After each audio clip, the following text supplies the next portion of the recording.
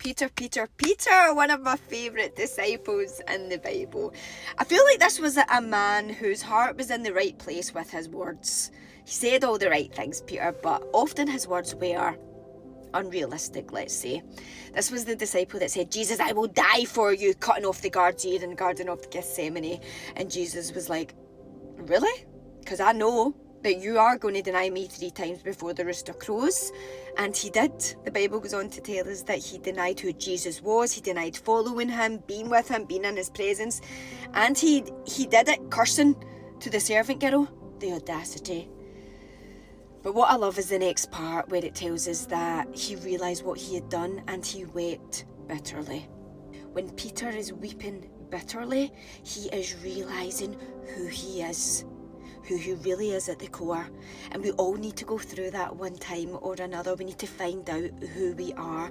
And the biggest epiphany that I have ever been given by the Lord was that he doesn't need my strength. God doesn't need your strength. He needs your weakness so that you can become strong in him.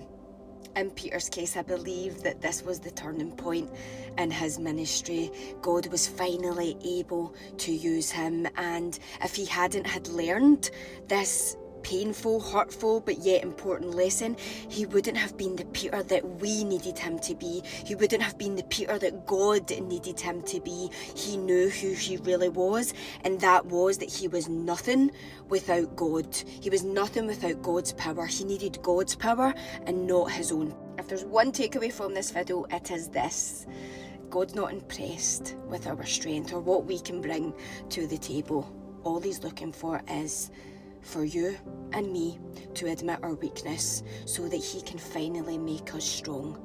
Because remember, believers, his power is made perfect in our weakness.